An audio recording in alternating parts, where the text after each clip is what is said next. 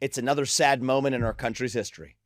The 45th President of the United States, Donald Trump, has yet again been indicted by the Biden DOJ, a political party in power that is now repeatedly using police force to indict and arrest and potentially eliminate its political opponents from competition. This is a politicized prosecution. It is a political persecution through prosecution, now in a third indictment just in a matter of months, against the person who is still at present the lead contender in the Republican primary for U.S. president. I want to be very clear.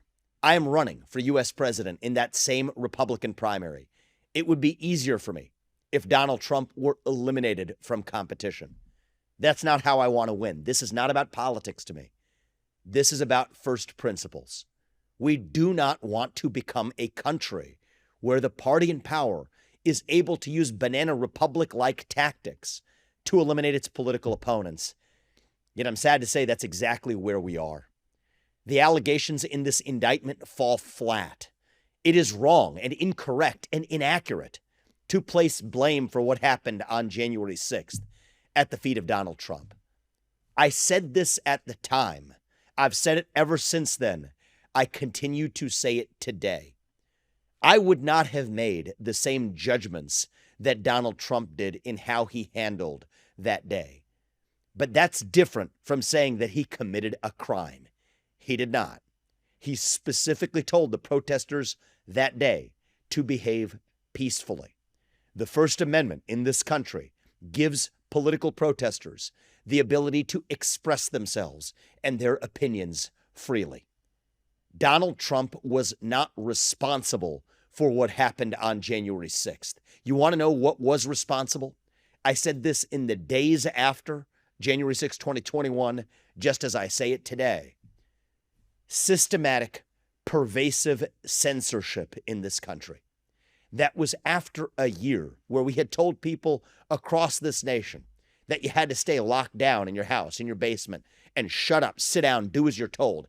If you question that, you're racist, you're anti-science, your social media accounts were silenced. You had to stay home and lock down unless you were part of BLM or Antifa, in which case it was perfectly fine to roam the streets of this country and burn many of them down.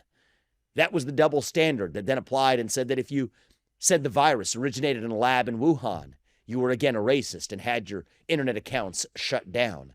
You were then told you had an election where you could express yourself to put the right person in charge of fixing these problems, and instead, your accounts were suppressed if you sent a mere message saying that the Hunter Biden laptop story from the New York Post was real. You had your accounts locked. Even the New York Post had its own account locked. And if you repeatedly then tell people they cannot speak, that is when they scream. If you repeatedly tell people they cannot scream, that is when they tear things down. And I think we are making a grave mistake in this country by trying to pin the blame for that at the feet of one man. If we refuse to learn our mistakes from our mistakes in the past, we are doomed to suffer an even worse fate in the future. I worry that will create a country where January 6, 2021 was a friendly parley compared to what's actually to come. I'm running for president to make sure we don't march towards some kind of national divorce.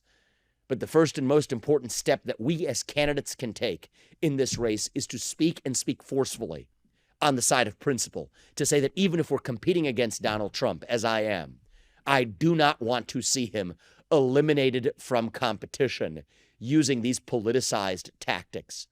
It is wrong for our country. It is wrong for our future. I call on my fellow candidates to condemn it, and I call on President Biden to do the right thing and drop these politicized charges. That's going to be a first step towards uniting our country. It's great to see you here. Thank you for watching our work. If you haven't subscribed yet, don't forget to click the bell icon and subscribe to Mojo Story and support independent, robust journalism.